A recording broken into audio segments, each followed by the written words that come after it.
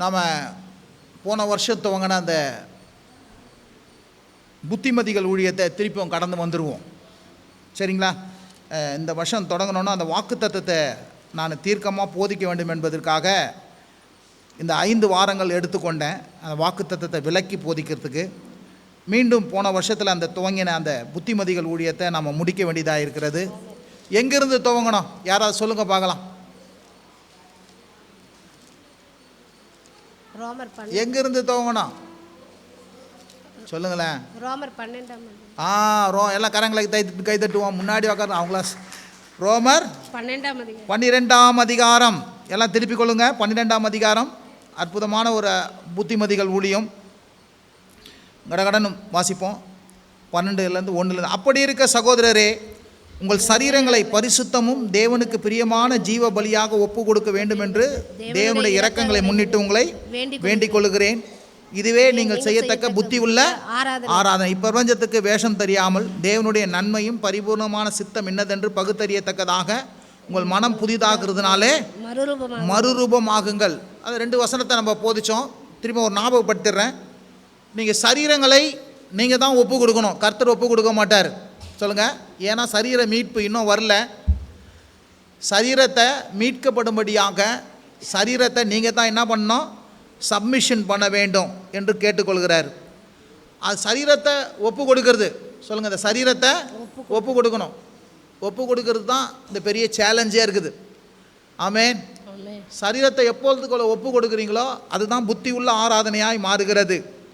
அதுக்கப்புறம் சொல்கிறாரு, தேவனுடைய நன்மையும் பரிபூர்ணமான சித்தம், அவருடைய விருப்பம் என்னதென்று அறிந்து கொள்ளணும்னா இப்போ இருக்கிற மனதில் அறிஞ்சு கொள்ள முடியாது. உங்கள் மனம் என்ன பண்ணணும்? புதிதாகணும். சொல்லுங்கள். உங்கள் மனம் புதிதாகணும். ஆவி புதிசாய்ச்சி. கிறிஸ்துவுக்குள் இருந்தால் ஒருவன் புது சிருஷ்டியாக இருக்கிறான், பழையவனெல்லாம் ஒழிந்தன, எல்லாம் உன்னுடைய ஆவி என்டையராக புதுசாயிடுச்சு. ஆனால் மனசு என்ன பண்ணல? இன்னும் பழசாக கொஞ்சம் இருக்குது. இது மனசு என்ன பண்ணால் மறுரூபம் ஆகணும். மனசு என்ன பண்ணோம்? மறுரூபம் ஆகணும். உன் ஆத்துமா வாழுகிறது போல மனது என்ன பண்ண வேண்டும்? புதிதாகணும். மனது புதிதாக தேவனுடைய நன்மையும் பூரணமானது பிரியமும் பரிபூர்ணமான சித்தம் என்பதை இன்னதென்று என்ன பண்ண முடியும்? உங்களால் அறிந்து கொள்ள முடியும் என்று சொல்லுகிறார். அப்போ மனது புதிதாகணும் சொல்கிறார். அதுக்கப்புறம் என்ன சொல்கிறாரு? நீங்கள் என்ன பண்ணணும்? நீங்கள் மிஞ்சி எண்ணக்கூடாது. சில நேரத்தில் என்ன பண்ணது? Over confident, over thinking. மிஞ்சி என்ன பண்ணக்கூடாது? எண்ணக்கூடாது. என்றது எப்படி இருக்கணும் அப்படின்னா நம்முடைய எண்ணங்களை குறித்து சொல்கிறார், திங்கிங்கை குறித்து சொல்கிறார். நம்ம விசுவாச அளவின்படி தான் நம்ம எண்ணணும் வழிய விசுவாசம் இல்லாமல் பெருசாக நான் திங்க் பண்ணுறேன், பெருசாக திங்க் பண்ணுறேன். இந்த உலகத்தை சொல்லுவாங்க, பெருசாக திங்க் பண்ணால் தான்ப்பா சின்னதாக செய்ய முடியும்னுவாங்க. அதெல்லாம் ஒத்துக்கிறேன். ஆனால் நீங்கள் திங்க் பண்ணுறது கூட எதன் அடிப்படையில் திங்க் பண்ணோம்னா விசுவாச அளவின்படி தான் நீங்கள் திங்க் பண்ணணும். இருந்தால் ஒரு ஆமேன்னு சொல்லுங்கள். அப்படி விசுவாச அளவின் இல்லாமல் நீங்கள் திங்க் பண்ண ஆரம்பிச்சிங்கன்னா அது கற்பனை உலகத்துக்கு போயிடுவீங்க. சொல்லுங்கள். என்னதுங்க? ஆண்டி அம்பாரத்தை பண்ணுற மாதிரி என்னது வச்சுட்டு மூடிக்கின்னு அப்படியே சிந்திப்பாங்களே சில பேர், கற்பனை உலகத்துக்கு போயிடுவாங்களே. அந்த மாதிரி இன்னும் என்ன பண்ணக்கூடாது? போகவே கூட. அப்போ சிந்தனை கூட எப்படி இருக்கணும்னா விசுவாச அளவின்படி தான் என்ன பண்ணணும்? சிந்திக்க வேண்டும். மிஞ்சி என்ன பண்ணக்கூடாது? சிந்திக்க கூடாது. அப்படிப்பட்ட சிந்தை தான் என்ன பண்ணுறது? தெளிந்த எண்ணம் என்ன பண்ணுறது? நம்மளுக்கு தருகிறதா இருக்கிறது என்பதை பார்த்தோம். அதுக்கப்புறம் சபையில் நம்ம எல்லாரும் ஒத்துமையாக இருக்கணும். 4:5 சொல்லுது, நமக்கு ஒரே சரீரத்தில் அநேக அவயங்கள் இருந்தாலும் எல்லா அவயங்களும் ஒரு தொழில் இல்லாத போல அநேகராகிய நாமும் கிறிஸ்துவுக்குள் ஒரே சரீரமாகவும் ஒருவருக்கு ஒரு அவயங்களாய் இருக்கிறோம். அப்போது சபை என்று வரும்பொழுது புத்திமதியை சொல்லும்போது கர்த்தர் நம்மளை என்ன பண்ணுறாரு? கிறிஸ்துவின் சரீரங்களாக வச்சிருக்கிறாரு, கிறிஸ்துவின் தனித்தனி அவயங்களாக வச்சிருக்கிறாரு. ஒவ்வொருவருக்கும் ஒவ்வொரு கிருபை இருக்குது, ஒவ்வொருவருக்கும் ஒவ்வொரு தாளந்து இருக்குது. ஒவ்வொருவரும் நான் பெருசு நீ பெருசுலாம் சொல்லக்கூடாது. எல்லாருமே என்ன பண்ணோம்? ஒன்றாக இருக்க வேண்டும். சொல்லுங்கள். எல்லாருமே ஒன்றாய், சபையானது ஒன்றாக இருக்க வேண்டும், தேசமானது ஒன்றாக இருக்க வேண்டும். ஒரு எது இன்ஸ்டியூஷன்னா அதில் ஒரு ஒத்துமை இருக்கணும். ஒரு என்ன செஞ்சாலும் அது யூனிட்டி இருக்கணும். யூனிட்டி இல்லாமல் என்ன பண்ண முடியாது? ஒன்றும் செய்யவே முடியாது. அதுதான் சகோதரர் ஒருமித்து வாசம் பண்ணுவது எத்தனை நன்மை எத்தனை இன்பமாய் இருக்கிறது. இயேசு கூட சொல்லிக்கலாம், நாங்கள் ஒன்றாக இருக்கிறது போல நீங்கள் என்ன பண்ணுங்க? ஒன்றாக இருங்கள் என்று சொல்லி அந்த மகிமையை நான் உங்களுக்கு கொடுத்தேன் அப்படின்னு சொல்கிறார். அப்போ ஒன்றாக இருக்கணும். ஒன்றாக இருக்கும்போது தான் சபையானது என்ன பண்ணோம், சபையும் ஆசீர்வதிக்கப்படும், ஊழியமும் ஆசீர்வதிக்கப்படும், உங்களுடைய வாழ்க்கையும் ஆசீர்வதிக்க ஒருவருக்கு ஒருவர் நம்ம என்ன பண்ணக்கூடாது, பிரிஞ்சு இருக்கக்கூடாது. அவையும் என்ன பண்ணுது, ஒன்றுத்துக்கு ஒன்று எல்லாம் ஒழுங்காக வேலை செய்யதில்லை, அதே போல் எல்லா அவையங்களும் ஒழுங்காக வேலை செய்யணும். இதுதான் கொடுத்து சொல்லியிருக்கிறோம். அதுக்கப்புறம் சொல்கிறார், கர்த்தர் என்ன பண்ணுறாரு, நமக்கு வெவ்வேறான வரங்களை கொடுத்துக்கிறார். சபையின் என்று வரும்போது கர்த்தர் என்ன பண்ணுறாரு, வெவ்வேறான கிஃப்ட்ஸை வந்து உங்களுக்கு என்ன பண்ணுறாரு, கொடுத்துருக்கிறார். ஆவியின் வரங்கள் வந்து வெறும் ஊழியக்காரங்களுக்கு மாத்திரமல்ல, 9 வரங்கள் என்று சொல்லும்போது ஆவியின் வரங்கள், ஆவியான அபிஷேகம் வரங்கள் வந்து அது சபையில் இருக்கிற எல்லாருக்கும் உரியது. சொல்லுங்கள், எல்லாருக்கும் உரியது. அப்போ எல்லாருக்கும் உரிய இருக்கும்போது வரங்கள் வந்து கிரியை செய்யும். வரங்கள் கிரியை செய்யும் போது ஒரு சில நேரத்தில் தீர்க்க தரிசனம் சொல்லலாம். சொல்லுங்கள், என்ன பண்ணலாம், தீர்க்க தரிசனங்களை சொல்லலாம். இப்போ தீர்க்க தரிசனங்கள் சொல்லும்போது சொல்கிறதுக்கு அனுமதிக்கணும், அதை தடை பண்ணக்கூடாது. அதே நேரத்தில் தீர்க்க தரிசனம் சொல்லுகிறவங்க விசுவாச பிரமாணத்தின்படி தீர்க்க தரிசனம் சொல்லணும், தீர்க்க தரிசனங்களெல்லாம் நிதானிக்கணும். அப்படி என்பதெல்லாம் நம்ம என்ன பண்ணுறோம், பார்த்தோம். ஆமென். அப்புறம் 7 நம்ம பார்த்தோம், ஊழியம் செய்கிறவன் ஊழியத்திலும், போதிக்கிறவன் போதிக்கிறதிலும், புத்தி சொல்லுகிறவன் புத்தி சொல்லுகிறதிலும் தரித்திருக்கிற கடவன், பகிர்ந்து கொடுக்கிறவன் வஞ்சனை இல்லாமல் கொடுக்க கடவன், முதலாளியானவன் ஜாக்கிரதையாக இருக்க கடவன், இரக்கம் செய்கிறவன் உற்சாகத்தோடு செய்கிற கடவன். இந்த 2 வசனத்தை பார்க்குறோம். ஊழியம் செய்கிறவன் ஊழியத்திலும், போதிக்கிறவன் போதிக்கிறதிலும், புத்தி சொல்லுகிறவன் புத்தி சொல்லுகிறதிலும் தரித்திருக்க கடவன், பகிர்ந்து கொடுக்கிறவன் வஞ்சனை இல்லாமல் கொடுக்க கடவன், முதலாளியானவன் ஜாக்கிரதையாய் இருக்க கடவன், இரக்கம் செய்கிறவன் உற்சாகமாய் செய்ய கடவன். இது 6 விதமான காரியங்களும். இது வந்து அட்மினிஸ்ட்ரேஷன் மினிஸ்ட்ரிஸ்ன்னு சொல்லுவாங்க. அதாவது ஒரு ஊழியத்தில் சில அட்மினிஸ்ட்ரேஷன்ஸ் இருக்கும். அந்த அட்மினிஸ்ட்ரேஷன் படி சில காரியங்களை கர்த்தர் என்ன பண்ணிக்கிறாரு, வைத்திருக்கிறார். அப்போது ஊழியம் செய்ய பாருங்கள், நீங்கள் வேலையை செய்கிறது வேறு, சபையில் சில நேரத்தில் ஊழியங்கள் இருக்கும். ஆண்டவர் வந்து எல்லாமே பாஸ்டரால் முடியாது. ஆண்டவர் அதுக்கு சில காரியங்களை கர்த்தர் என்ன பண்ணிக்கிறாரு, வைத்திருக்கிறார். பாருங்கள், சுத்தம் பண்ணுறது ஒரு ஊழியம், துடைக்கிறது ஒரு ஊழியம், சேர் போடுறது ஒரு ஊழியம், இந்த கம்ப்யூட்டரில் பண்ணுறது ஒரு ஊழியம், இந்த கேமராவில் பண்ணுறது ஒரு ஊழியம், இந்த வாசிக்கிறது ஒரு ஊழியம், இந்த சண்டே கிளாஸ் எடுக்கிறது ஊழியம், இந்த வேதத்தை முன்னாடி இருந்து படிக்கிறது ஒரு ஊழியம். இல்லை, இப்படி பல ஊழியங்கள் இருக்குது. சொல்லுங்கள், இப்படி என்னதுங்க, பல ஊழியங்களுக்கு. அந்த ஊழியம் என்று சொல்லும்போது அது செயல்படுகிறதை குறித்து கொள்ளுது. சொல்லுங்கள், அது என்னதுங்க, செயல்படுகிற ஊழியம். எதையாவது வந்து கர்த்தருக்காக நம்ம என்ன பண்ணோம், செயல்படுகிறதை குறித்து சொல்லுகிறது. அப்படி செயல்படுகிறோம், அதில் என்ன பண்ண இருக்கணும், அதில் செயல்படுறவங்களை என்ன பண்ணக்கூடாது, அதை ஸ்டாப் பண்ணக்கூடாது, அதை வந்து என்ன பண்ண, தொடர்ந்து செய்யணும். சொல்லுங்கள், அதை தொடர்ந்து செய்யணும். அதுக்கப்புறம் சில நேரத்தில் போதிக்கிறது, போதிக்கிறவன் போதிக்கிறது. இப்போ நான் ஒரு போதிக்கிறேன், என்னோடு கூட சேர்ந்து சில பேர் போதிக்கிற கிருபையை கர்த்தர் கொடுத்துருப்பார். எனக்கு அடுத்தபடியாக போதிக்கக்கூடிய கர்த்தர் கிருபையை என்ன பண்ணியிருப்பார், கொடுத்துருப்பார். அந்த கிருபையை கொடுத்துருக்குறவங்க அதில் என்ன பண்ணோம், ஒழுங்காக என்ன பண்ணோம், பக்தி விருத்துக்கு எதுவாக, அன்புக்கு எதுவாக, விசுவாசத்துக்கு எதுவாக, சபை கட்டுமானத்துக்கு எதிராக, மக்களுடைய நல்வாழ்வுக்கு எதுவாக, ஜபத்தோடு கூட, அவங்கள விசுவாசத்தோடு கூட, அக்கறையோடு கூட, கரிசனையோடு கூட நம்ம என்ன பண்ணோம், அதையும் செய்யணும். இருந்தால் ஒரு ஆமென் சொல்லுங்கள். சும்மா மைக்கு பிடிக்கிறது கிடையாது. அந்த இடத்துல வந்து என்ன பண்ணோம், இப்போ நான் இங்கே மைக்கு பிடிச்சி ஜபம் பண்ணுறதுக்கு போதிக்கிறதுக்கு முன்னாடி நான் பல மணி நேரம் இதை குறித்து யோசித்து ஜபம் பண்ணி காரியங்களை செஞ்சு எல்லாத்தையும் இது வரேன். அதே மாதிரி மூப்பர்கள் ஆனாலும் சரி, அடுத்து போதிக்கக்கூடிய ஆனாலும் சரி, அவங்களுடைய வசனத்தை மக்களுக்குள்ளே போய் ஏற்றுக்கொள்ள வேண்டும் என்றால் வெறுமனே ஏற்றுக்கொள்ள முடியாது. அதுக்கான பெரிய பிரயாசத்தை என்ன பண்ண வேண்டும், செயல்படுத்த வேண்டும். ஆமென்.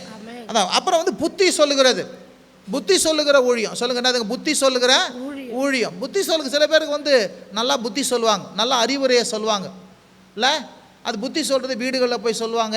இப்படி கூப்பிட்டு, ஏம்மா நான் சொல்கிறது கொஞ்சம் இந்த புத்தியை கேளுமா. சில நேரத்தில் புத்தி சொல்லுகிற ஊழியம் ஒன்று இருக்குது. அது என்னதுக்கு, புத்தி. இப்போ புத்தி சொல்லுகிற ஊழியம் தான் நம்ம என்ன பண்ணுறோம், சரி இதை செய், இதை செய்யக்கூடாது, இது இப்படி பண்ணக்கூடாது, இதை தான் செய்யணும் அப்படின்னு சொல்கிறது என்னதுங்க, புத்தி சொல்லுகிற ஒரு ஊழியம். இதுலேயும் செய்கிறவ இதை வந்து என்ன பண்ணணும், செய்யணும். 4 3. அதுக்கப்புறம் பகிர்ந்து கொடுக்கிறவன், பகிர்ந்து கொடுக்குற ஊழியம். சில நேரத்தில் வந்து கிவிங் ஹேண்டிட்ஸ் வச்சுருப்பார் கர்த்தர், கையாக வச்சுருப்பார். அவர்கள் என்ன பண்ணோம், வஞ்சனை இல்லாமல் என்ன பண்ணோம், கொடுக்கணும். அப்புறம் முதலாளியானவன் ஜாக்கிரதையாக இருக்க கடவன். இது வந்து என்ன அப்படின்னா ஒரு எழுத்தின் பிரகாரம் ஒரு எஜமான் அப்படின்னு மாத்திரம் இல்லாமல் முதலாளி என்ன அட்மினிஸ்ட்ரேஷனில் ஒரு ஹெட்டாக இருந்து அவங்கள வந்து என்ன பண்ணுறது, கைட் பண்ணுறது. சொல்லுங்கள், நான் மட்டும் அல்ல, எனக்கு கீழே சில பேர் ஹெட்டாக இருந்து என்ன பண்ணுவாங்க, இதை செய் அதை செய்யின்னு சொல்லிட்டு என்ன பண்ணுவாங்க, ஒரு அட்மினிஸ்ட்ரேஷன் பண்ணுறாங்க பார்த்தீங்களா, அதை தான் சொல்கிறார். அவங்க வந்து என்ன பண்ணோம், அதை வந்து அன்போடு கூட செய்ய வேண்டும். அந்த இங்கிலீஷில் அந்த வசனத்தை போடுமா, முதலாளியானவன் அது சொல்லும்போது அதில் வந்து என்ன பண்ணவங்க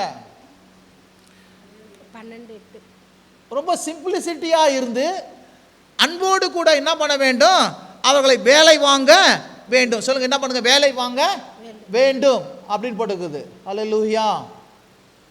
இந்த பாருங்க, சிம்பிளிசிட்டி ஹி தட் ரூல் பண்ணுறது, அதாவது அவங்கள இதை செய் அதை செய்கிறது ரொம்ப எளிமையாக அடக்கமாக அன்பாக அவங்கள சொல்லி ஹேய் இதை செய், ஹேய் இது செய், அதிகாரத்தோடு நம்ம என்ன பண்ணக்கூடாது, யாரையும் என்ன பண்ணக்கூடாது, வேலை வாங்கக்கூடாது. அன்போடு கூட என்ன பண்ண வேண்டும், ரொம்ப சிம்பிளாக, ரொம்ப என்ன பண்ணோம், ரொம்ப எளிமையாக அதை வந்து நம்ம என்ன பண்ணோம், செய்ய வேண்டியதாய் இருக்கிறது. அதுக்கப்புறம் பார்த்தீங்கன்னா இரக்கம் செய்கிறது.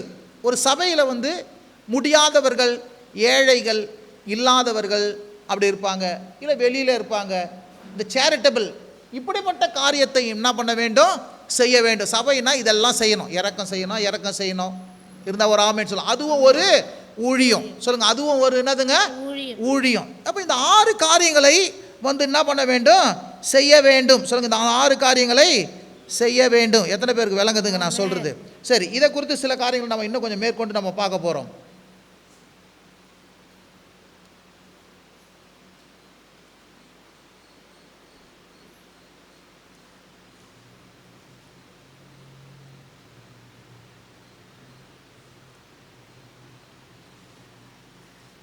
ஒன்று தெசலோனிக்கேயர்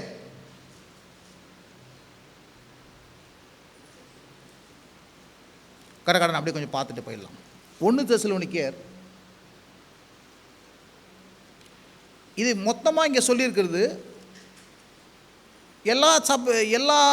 எல்லாருக்கும் சொல்லும்போது இந்த ஊழியக்காரர்கள் வந்து என்ன பண்ணுறாங்க, பிற்பகுதியில் என்ன பண்ணுறாங்க, புத்திமதிகள் ஊழியத்தை போதனையாக சொல்லிவிட்டு அதுக்கப்புறம் பிற்பகுதியில் புத்திமதி ஊழியர்களை என்ன பண்ணுவாங்க, செய்வாங்க.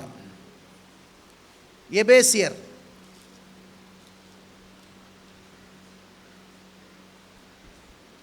5ஆம் அதிகாரம்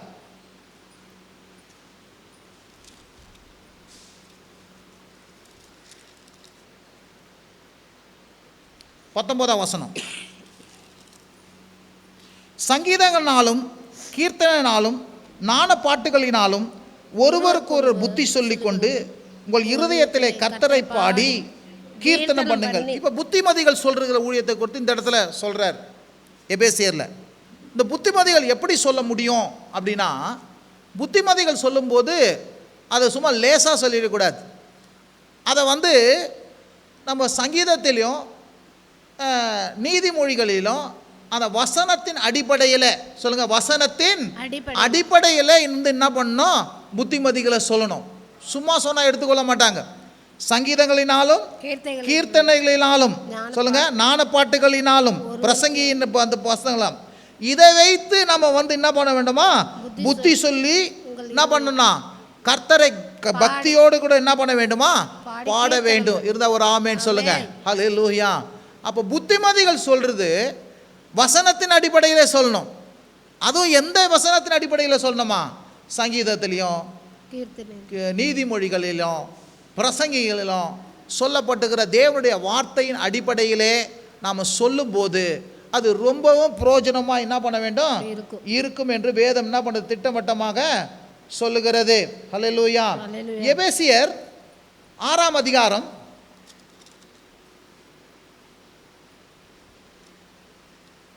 6. மனுஷருக்கு பிரியமா இருக்க விரும்புகிற பார்வைக்கு ஊழியம் செய்யாமல் கிறிஸ்துவின் ஊழியக்காரராய் மனப்பூர்வமாய் தேவனுடைய சித்தத்தின்படி என்ன பண்ணுங்க, செய்யுங்கள். அடுத்து சொல்றாரு, அதாவது ஊழியம் செய்கிற ஊழியத்துன்னு சொல்றேன்ல. இப்போ ஏதாவது நம்ம வந்து கர்த்தருக்காக என்ன பண்றோம், இதை செய்யறோம்னு வச்சுங்களேன், அதை வந்து எப்படி செய்யணுமா, மனுஷருக்கென்று என்னது, மனுஷருக்கு பிரியமா இருக்க விரும்புகளா, பார்வைக்கு ஊழியம் செய்யக்கூடாது.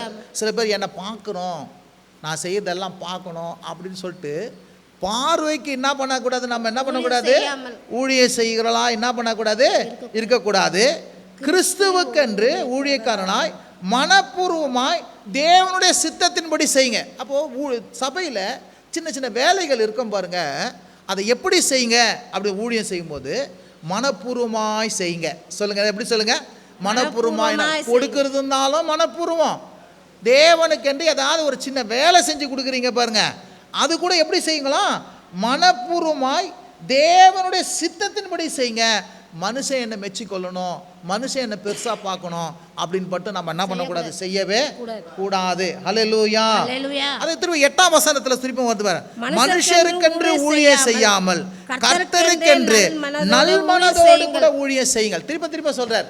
இப்போ சபையில எதையாவது ஒரு சின்ன காரியங்கள் இருக்கும்னா மனுஷருக்கென்று என்ன பண்ணாதீங்க, செய்யாமல் கர்த்தருக்கென்று இருந்தா ஒரு ஆமென் சொல்லுங்க. யாருக்கென்று செய்யுங்க, ஆண்டவர் சொல்ல, எதை செய்தாலும் அதை கர்த்தருடைய நாமத்துக்கு என்று செய்யுங்க. அல்லேலூயா. கர்த்தருக்கென்று என்ன பண்ணுங்க, செய்யுங்கள். இருந்தா ஒரு ஆமென் சொல்லுங்க.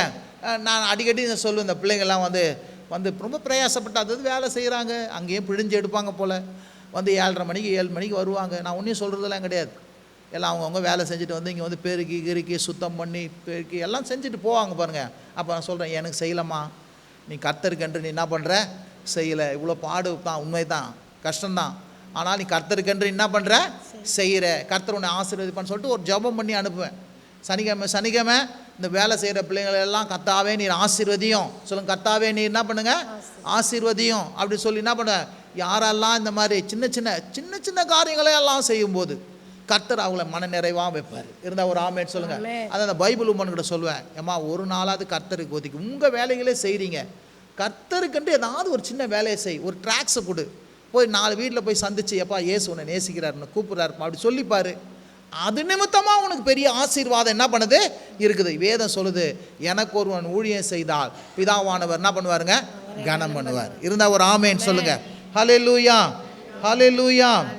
வாசிங்க, அது 8ஆம் வசனத்தை வாசிங்க. மனுஷருக்கென்று செய்யாமல் கர்த்தருக்கென்று முழு மனதோடு செய்யுங்கள். 9 சொல்றாரு பாரு, அதுலயும், எஜமான்களே அப்படியே நீங்கள் வேலைக்காரருக்கு செய்ய வேண்டியதை செய்து அவர் உங்களுக்கு எஜமான்கள் பரலோகத்தில் இருக்கிறார் என்றும் அவரிடத்தில் பட்சபாதம் இல்லை என்று அறிந்து கடும் சொல்ல என்ன பண்ணுங்க.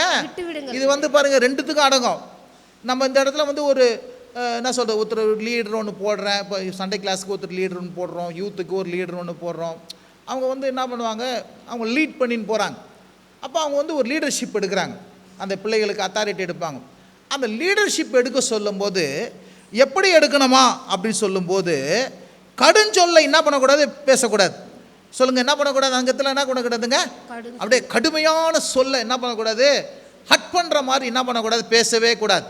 ஸோ உலக பிரகாரமான வேலை தளத்தில் இருக்கிற எஜமான்களானாலும் தொழிலாளிகிட்ட என்ன பண்ணக்கூடாது, கடுமையான வார்த்தைகளை என்ன பண்ணக்கூடாது, மனவடிக்கிற வார்த்தையை என்ன பண்ணக்கூடாது, பேசவே கூடாது. இந்த இதில் பிஸ்னஸ் மீட்டிங்லாம் இதெல்லாம் சொல்கிறதுக்கு இருக்கிறேன். வேலைக்காரர்களை எப்படி வேலை வாங்கணும், அவங்கள எப்போ பார்த்தாலும் திட்டினே இருக்கிறதுனால அவன் வேலை செய்வான்லாம் நினைக்காதீங்க. நீங்கள் இருக்கிற வரைக்கும் வேலை செய்வான், நீங்கள் போனோன்னா அவன் வேலையை காட்டிடுவான்.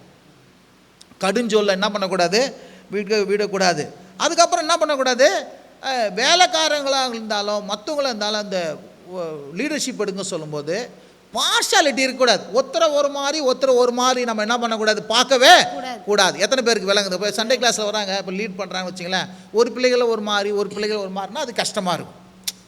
அப்போ எல்லாரையும் ஒரு ஈவனாக என்ன பண்ணணும், எல்லாரையும் என்ன பண்ணணும், ஈவனாக என்ன பண்ணணும், செய்யணும். இருந்தால் ஒரு ஆமேன்னு சொல்லுங்கள். ஹல்லேலூயா. ஏன்னா இதெல்லாம் செய்கிறத கர்த்தர் பரலோகத்திலிருந்து நம்ம பார்த்துன்னுக்கிறாராம். சொல்லுங்க, பரலோகத்திலிருந்து நம்மளை என்ன பண்ணுறாரா, பார்த்து கொண்டு இருக்கிறாரா. இருந்தால் ஒரு ஆமேன்னு சொல்லுங்க. அப்போ ஊழியம் செய்கிறதுனாலும் கூட அந்த ஊழியத்தில் நம்ம என்ன பண்ணுறோம், நிறைய முறைமைகளை என்ன பண்ணுவது இருக்கிறது. ஹல்லேலூயா. திரும்ப இப்போ கலாத்தியர் எடுத்துக்கொள்ளுங்க. கலாத்தியர் 5ஆம் அதிகாரம் 13வது வசனம். கலாத்தியர் 5:13.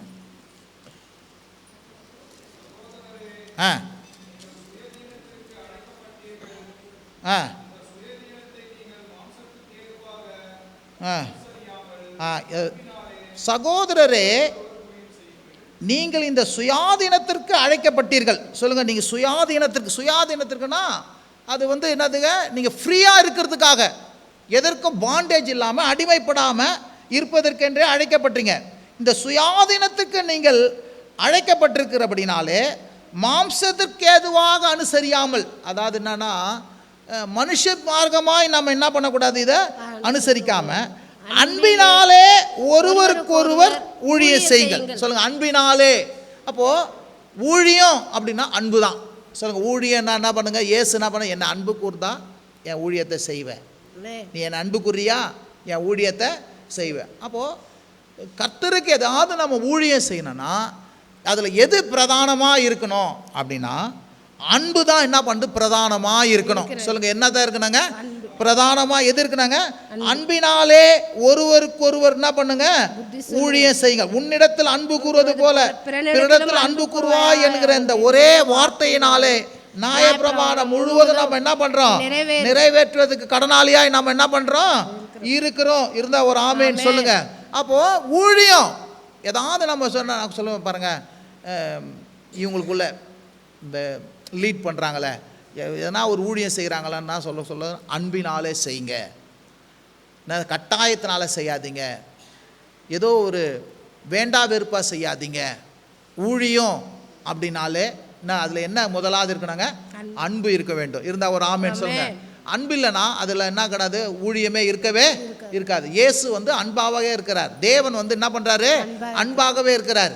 அப்போ ஒரு சபையில் ஒரு சின்ன சின்ன ஊழியங்களாக இருக்கட்டும், அதில் எது காணப்பட வேண்டும்னா ஒருவருக்கொருவர் அன்பினாலே என்ன பண்ண வேண்டும், ஊழியம் செய்ய வேண்டும். இருந்தால் ஒரு ஆமேன்னு சொல்லுங்க. கலாத்தியர் 6ஆம் அதிகாரத்தில் இப்போ இது இன்னொரு காரியம். 6ஆம் அதிகாரத்தில்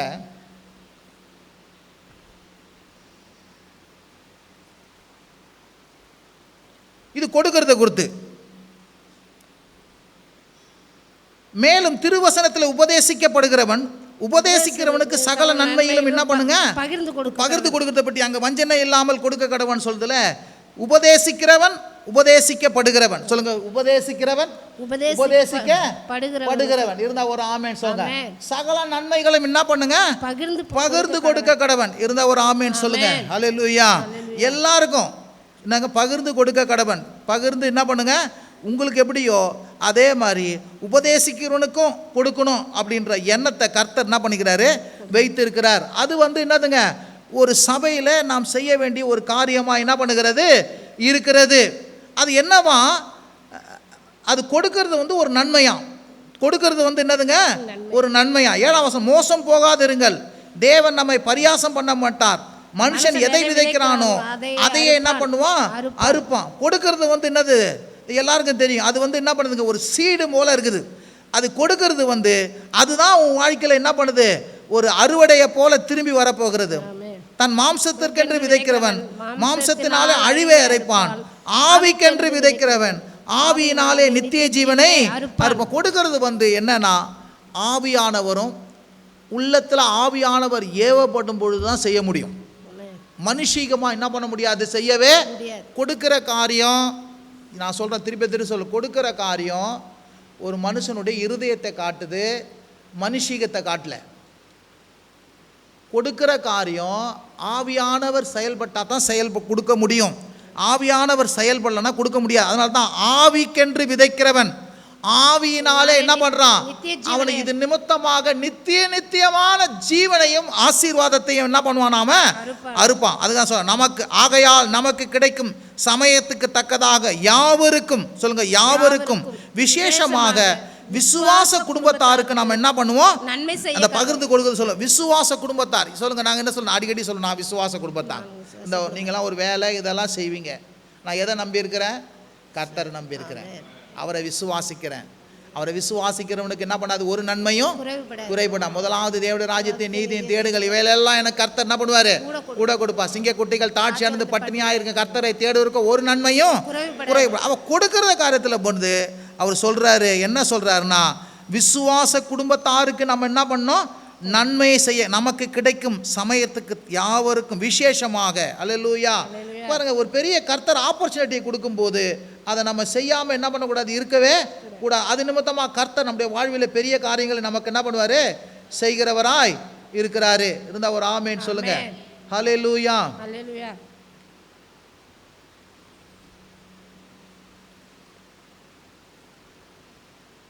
9ஆம் வசனம் சொல்லுது, நன்மை செய்கிறதில் சோர்ந்து போகாது இருந்தால் என்னது, ஏற்ற காலத்தில் நம்ம என்ன பண்ணுவோம், அப்போ நன்மை செய்கிறதுல நம்ம என்ன பண்ணக்கூடாது, சோர்ந்து போகாது. விதைக்கிறதும் கொடுக்கிறதும் வந்து நன்மை செய்கிறதா என்ன பண்ணுகிறது இருக்கிறது. எபிரேயர் 13ஆம் அதிகாரம்,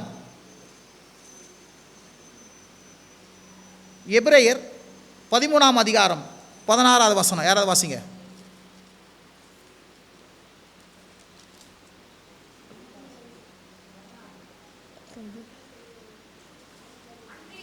அன்றியும் நன்மை செய்யவும்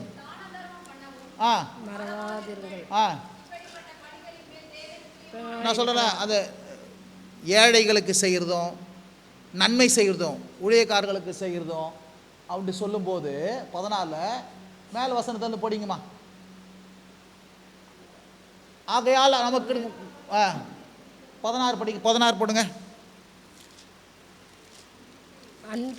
நன்மை செய்யவும் தான தர்மம் பண்ணவும் என்ன பண்ணாதுங்க, பக்கத்தில் சொல்லுங்க. தான தர்மமும் நன்மை செய்வோம், கொடுக்கிற காரியங்களும் ஏழைக்கு கொடுக்கிற காரியங்களும் சொல்லுங்க. நன்மை செய்வது வந்து ஊழியக்காரனுக்கு கொடுக்கறது, தான தர்மம் செய்வது ஏழைகளுக்கு கொடுக்குது. இது ரெண்டுத்தின் மேலே நம்ம என்ன பண்ணக்கூடாது, மறவாமல் இருக்க வேண்டும். இதுதான் புத்திமதி. என்னதுங்க, மறவாம இருக்கணும். ஏன் இப்படிப்பட்ட பலியின் மேலே தேவன் என்ன பண்றாரு, பிரியமா இருக்கிறாரு. இருந்தா ஒரு ஆமேன்னு சொல்லுங்க. எது மேல கர்த்தர் பிரியமா இருக்கிறாரு, விசுவாசமா இருக்கும்போது பிரியமா இருக்கிறாரு, ஜெபிக்கும் போது பிரியமா இருக்கிறாரு, கொடுக்கும் போது கர்த்தர் என்ன பண்றாருங்க, பிரியமா இருக்கிறாரு. இருந்தா ஒரு ஆமேன்னு சொல்லுங்க. இப்படிப்பட்ட பசங்க சொல்லுங்க, இப்படிப்பட்ட பலியின் மேல கர்த்தர் என்ன பண்றாரு, பிரியமா இருக்கிறாரு. வாசிங்க அடுத்தது 1 பேதுரு 4ஆம் அதிகாரம்.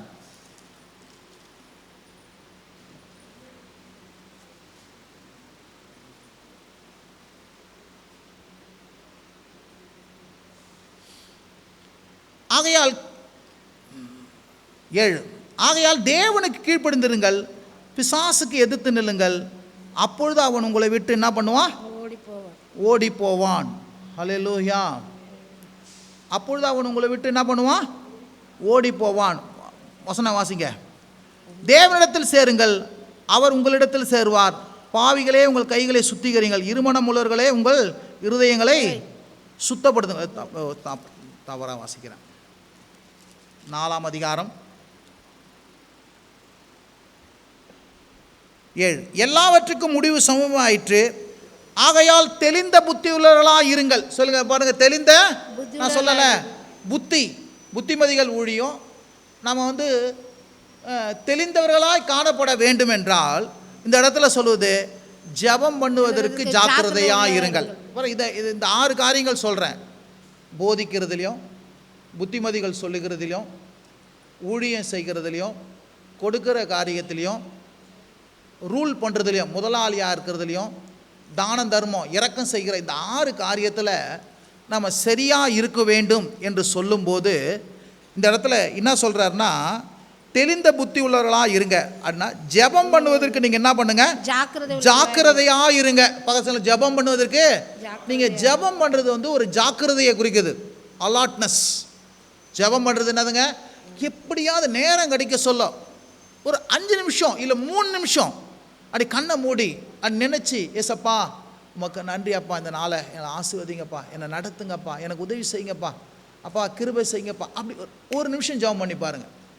1 நிமிஷம் ஜெபம் பண்ணி பாருங்கள். இருந்தால் ஒரு ஆமேன்னு சொல்லுங்கள். ஹல்லேலூயா. ஒரு சாட்சியை உங்களுக்கு சொல்கிறேன் பாருங்க. பாஸ்டம்மாக்கு ஒரு 3-4 மாதத்துக்கு முன்னே வாஷிங் மிஷினில் என்ன பண்ணுச்சு, நின்று போச்சு. பயங்கரமான ஷெட்யூல் டைட்டு. அது சொன்னால் ஐயோ இப்போ தான் 5 வருஷத்துக்கு ஆச்சு இந்த வாஷிங் மிஷின் நின்று போச்சு. எவ்வளோன்னு சொல்லி பட்ஜெட்டு கேட்டாங்கன்னா 8000 ரூபா இருந்தால் தான் என்ன பண்ண முடியும், வாஷிங் மிஷினை ரிப்பேர் பண்ண முடியும் அப்படின்றோம். அப்புறம் கேட்டேன், இது எத்தனை வருஷம் ஆச்சு வாங்கி அப்படின்னு கேட்டானோ அவங்க சொன்னாங்க, இல்லைப்பா இது நம்ம 6 கர்த்தர் கொடுத்துருக்குறல்ல அப்போது